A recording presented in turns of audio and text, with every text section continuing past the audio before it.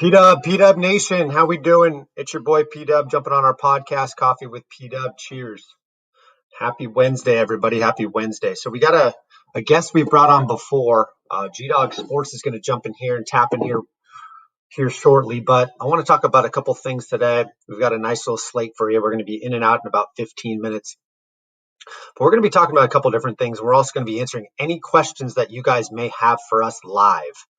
And so on Periscope, on the YouTube channel, you guys can ask it live. We can pop it on the screen so you guys can actually, ask the questions live. And it's a pretty cool setup what they have here. So as we learn the system, things, and this is getting to be more engaging for the community. So great stuff. Let me bring in G-Dog. I'm also on IG Live right now. So anybody that's on my Instagram, which I did get back, I'll tell that story here in a second. You can pop over to IG Live. We're on that as well. So let me bring G-Dog in here and we'll get started. Hey, good morning. G-Dog, good morning. Welcome back. Thank you. Thanks for having me. I appreciate it. No worries.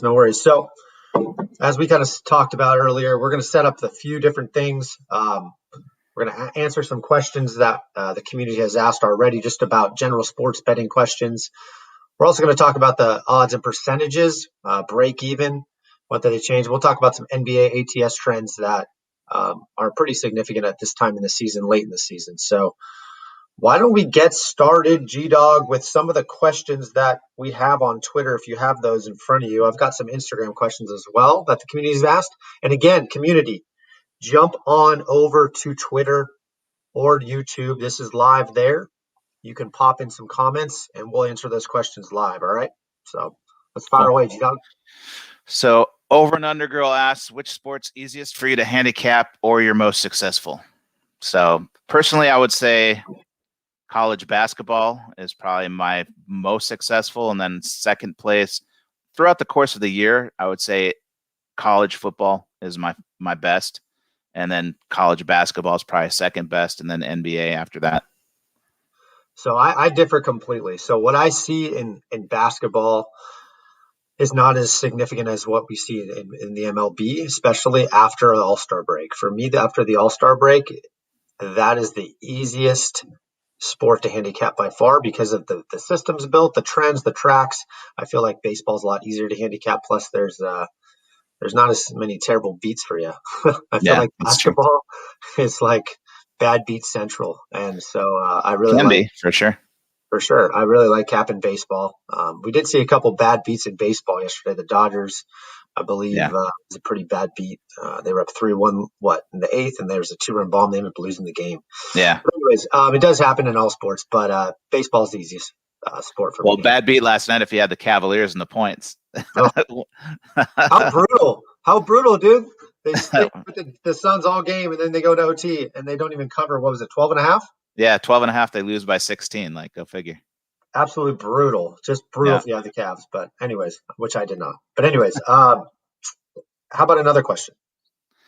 Another question is, it's not sports betting related, but Fred Nice asked, do you think Tom Wilson of the Capitals needs to be banned from the league for what he did on Monday night?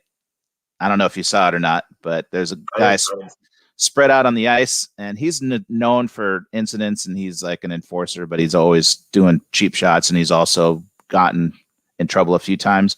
And the guy was spread eagle face down on the ice, and he punched him in the back of the head. Oh.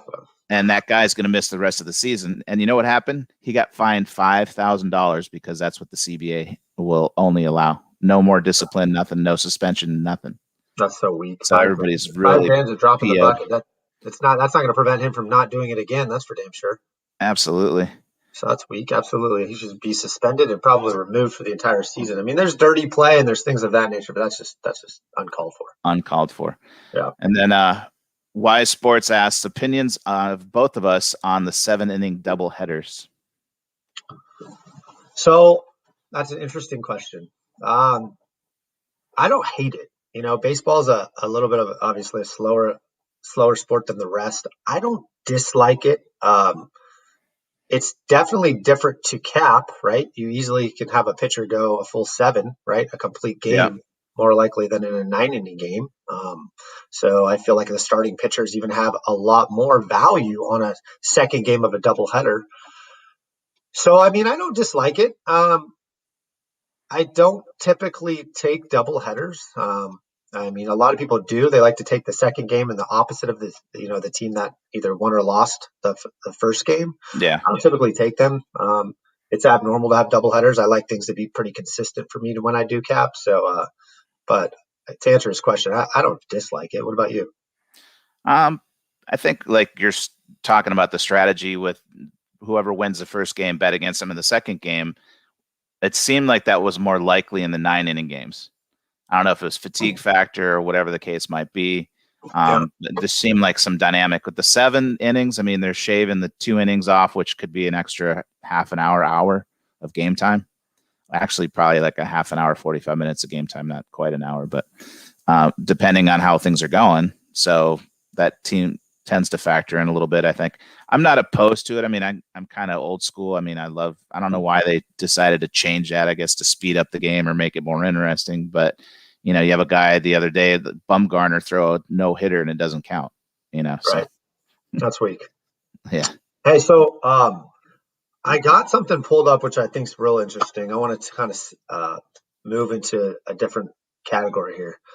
So I don't think the community truly understands how hard it is just to break even in sports betting. And so I'm going to bring up some odds here real quick.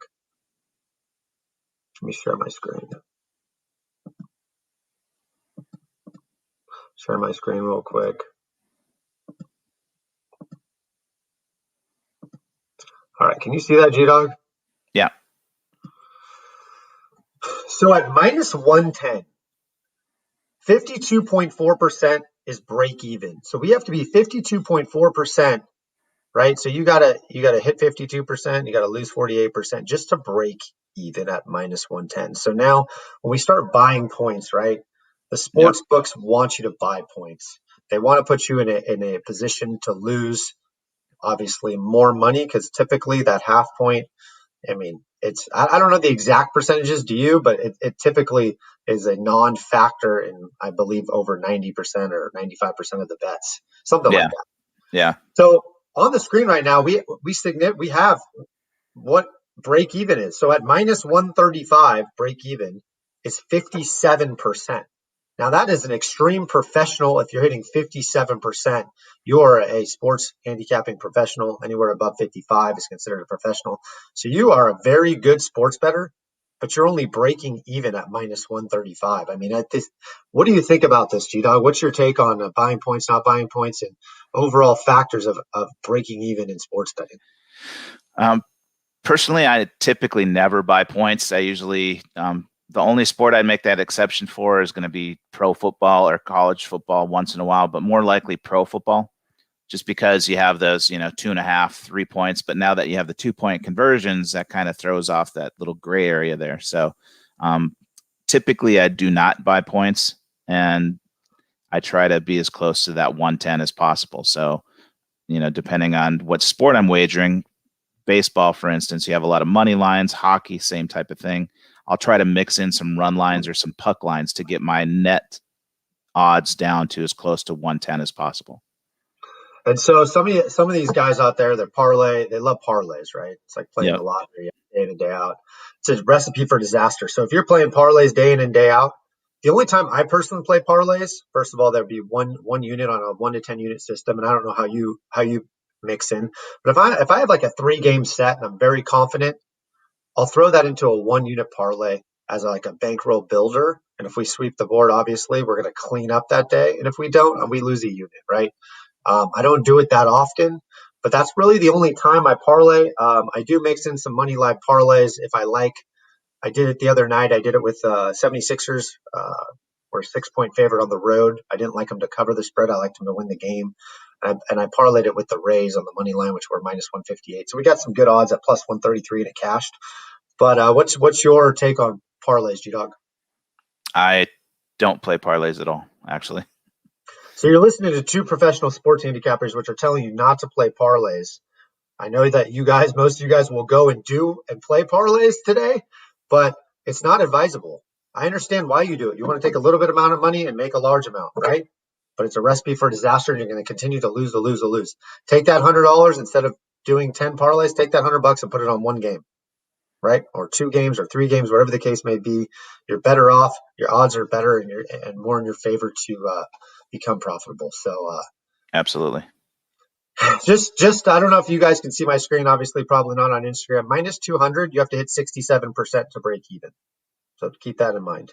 If you're taking only money lines in the NBA or whatnot, and they're minus 200, you have to win 2 out of every 3 games to break even. What a waste of your time. You have to hit 2 out of 3, which is very difficult to do. We know how many upsets there are day in and day out. So just keep that in mind as you guys, have your strategies. If you have a strategy, and become better sports bettors and profitable sports bettors, because I know most of you out there are not profitable. Well, a lot of anything this, else? Go ahead. just going back to the parlays for a second, and they're more like during football season, you see that more. You just have fewer games, and then you have more dominant teams a lot of the time. So during football season, I would maybe do a 2-team parlay. I've seen people be successful at parlays, but you have to have a specific system. So it's all about bankroll management. So if you're playing parlays only, you only have to hit a small amount to obviously make a profit, but you have to have a methodical system in place. So let's say you put $50 on the first parlay, doesn't win. So the next parlay, you're at $75, and then third parlay, you're at X amount of dollars. And then you cash like 1 or 2 out of 6, then you're in the money. But it's really difficult. Your odds are stacked against you a lot, obviously. I agree.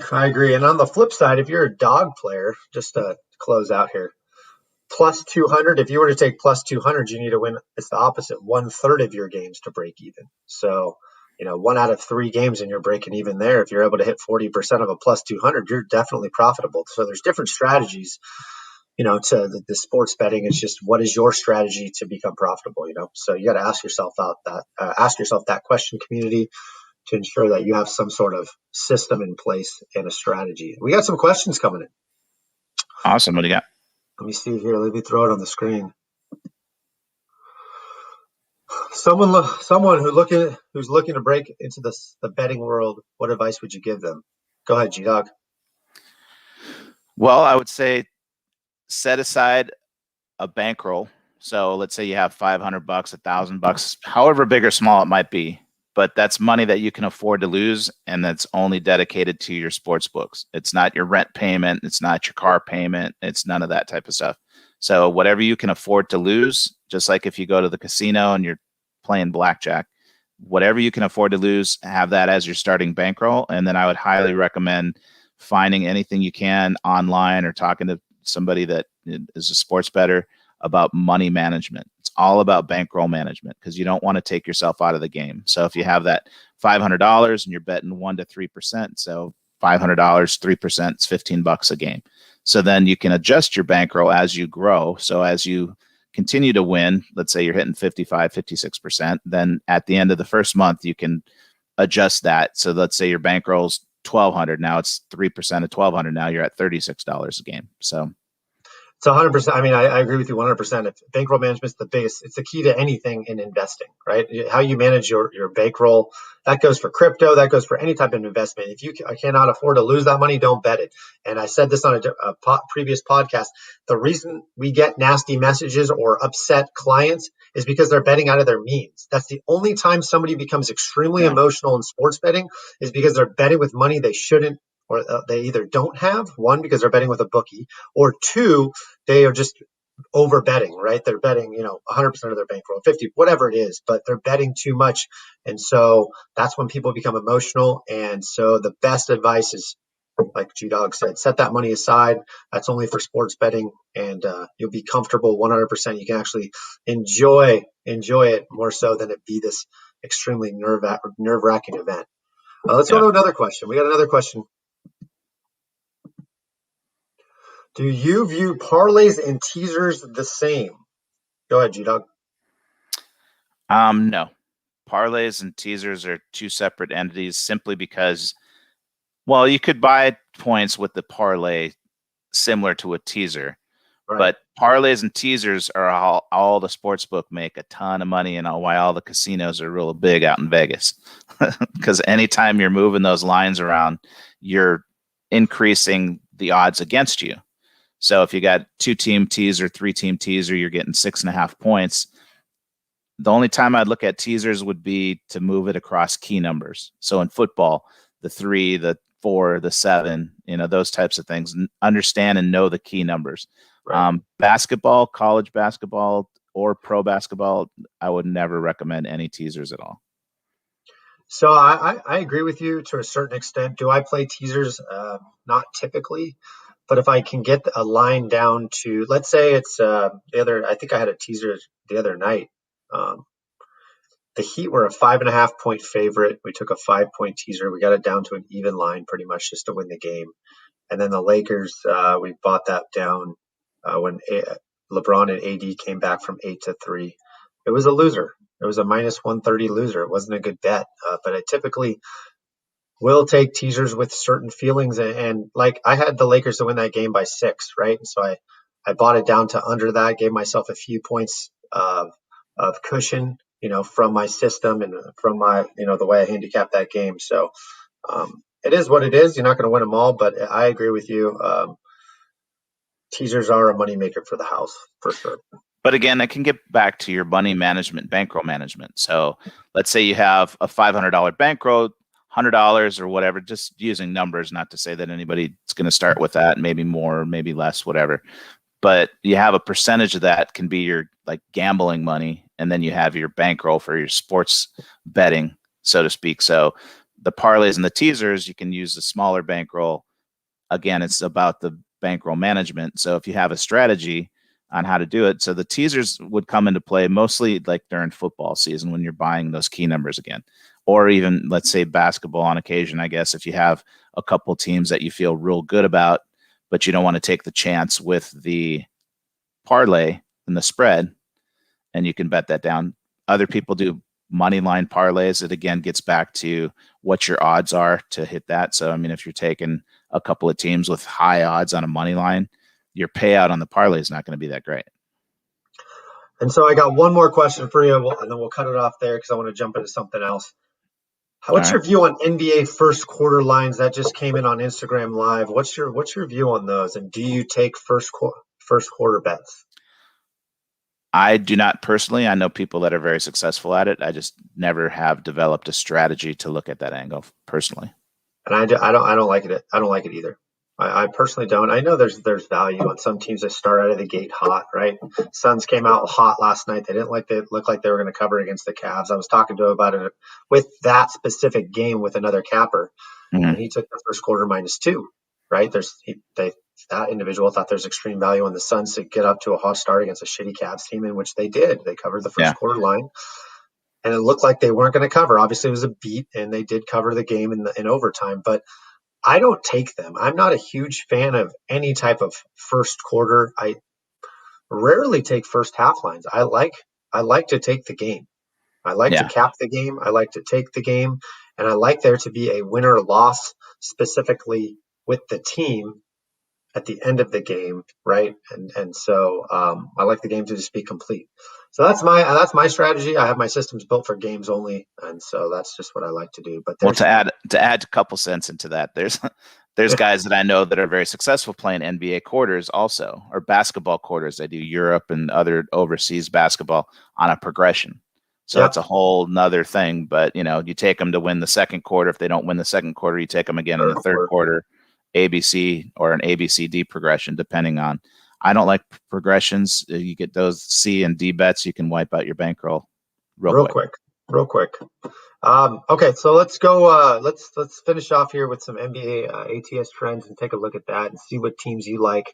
As far as I got it up right here. Hold on one quick second, guys. We'll see the best NBA teams against the spread. Knicks lately, they're like 15-1 or something like that. Knicks and Suns. All right, so the best team in the NBA against the spread, New York Knicks, hitting at covering 65% of the games, and the Suns are a close second, 40 and 24 at 62.5%. Who do you view? I know the stats will say the Knicks, right? But who do you view, GDOG, as the top and strongest team against the spread, and or are you most confident? Is it the Knicks, or is it somebody else on that list, that you feel like will close the season out strong? I've played the Suns against the spread a lot this year and have done well with them. The Knicks Yeah, recently.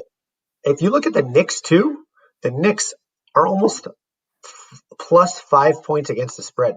That is significantly more than any other team from a differential. I mean, that's the next closest team is plus 1.9. It's the Jazz. So the Knicks are just dominating the NBA against the spread. It's been pretty impressive. Their defense locks teams up, and I think that right there will give you an example of why defense is so important in the NBA, and it's a lost art. And the Knicks are really proving that this year, that at least from an ATS perspective and a true record perspective, that how important defense is and effort on the defensive end. Absolutely. So yeah, they're like 15-1 in their last 16 games or something ridiculous like that. Yeah. I just saw that recently. I've backed them quite a bit this year. I mean, if it's not broke, don't fix it. Well, because they have sucked for so long, they just still haven't gotten that confidence of the majority of the betting community, where the bookies apparently haven't sharpened that line very much. Still, at this point in the season, may change now that they clinched a playoff spot. I got a couple more questions. Why don't we answer them for? Okay, let me see. Is there a certain number you guys love to take in advice for line movements? So I'm not going to give out. I have specific numbers. I'm specifically not going to give them out. I have ticket percentage to money percentages that I like to look at, and there's a small window that produces a very large winning percentage for me. But what about you, G-Dog? What are you willing to share on here as far as ticket and money percentages? Well, that kind of blends in with another question that we'd gotten that said, once we get a line on a game, what are the determining factors that you use to decide what your wager is going to be? So tying that together, I'd like to look at money movement and see where the money is going on games, especially college basketball, a lot of volume. NBA, not so much. I have different formulas for NBA, but college basketball primarily, to watch where the money's going. So you'll see like the majority of tickets and not as much money. So I kind of want to see more money and less tickets, if you will, in certain cases. Obviously, it doesn't cover all the time, but that's one of the major factors that I use in factoring in what I'm going to do. Line reversals are also another tool that I use to take a look at where the money's flowing. So especially like in hockey or baseball, more so hockey recently, it hits at a very high rate. You see where the line starts and see where it moves to. So if it's a heavy favorite, maybe a small favorite, like a 130, 140, and all of a sudden they move up to like a 180 before puck drop, then obviously you can see that moving. Same thing if it goes against you and you have the dog ends up being the play, where you got some smart money coming in on the dog. So that's one tool that I use quite often that works very well. And I know that you have I know where you get your data from, and where I get my data from. And we've got some both of us pay for data to make sure that the data is accurate. I think that's where people go wrong. They try to use public data. And how do you know that data is correct? Why don't you guys go onto 4 or 5 different sites that have ticket and money percentages, looking at the odds, and there will be no consistency across the board, zero. And so how do you know what to believe and not to believe when it's so public out there? The action networks of the world, are they swaying you one way or another? Is that real data? You have to ask yourself that. So we pay for very, very quality data. We know that it is true. We see line movements. We see steam. We see reverse line movements. We see a lot of different things that the public doesn't see, to ensure that we are very confident when we submit a bet to our clientele. Because at the end of the day, I'm betting the game myself. And so it's very, very important to me that I put out, obviously, consistent winners for my team. So I hope that answers the question for the community. But I think we're going to wrap up here. G-Dog, you got anything else to add here, or the community have anything else to add? No, I just want to add what you said on top of that. Is I personally bet the games that I give out. There's a lot of people online that are selling picks or giving out picks or plays. and they don't actually bet the games. It makes a lot of difference when you get skin in the game along with the people that you're sending that information to. For sure, for sure. Well, I appreciate you jumping on. I think hopefully it's valuable for the community. These are daily podcast coffee with P-Dub, and we're almost out of coffee, as I like to see or say. But we're going to be providing a ton of education throughout, and like I'm trying to educate the community on all aspects of investing as well. I want to make you guys very successful and financially stable in this crazy world we live in. So let's get as much information and education out there so we all can win in the end. It's all about winning. So again, G-Dog, I appreciate you jumping on. It's always a pleasure to have you. And, may the bets go your way today, my friend. All right. You as well, man. Appreciate it. Why don't you tell the people where they can find you, actually? You can find me on Twitter at GDOGSPORTS.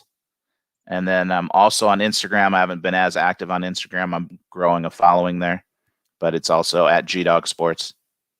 Nice.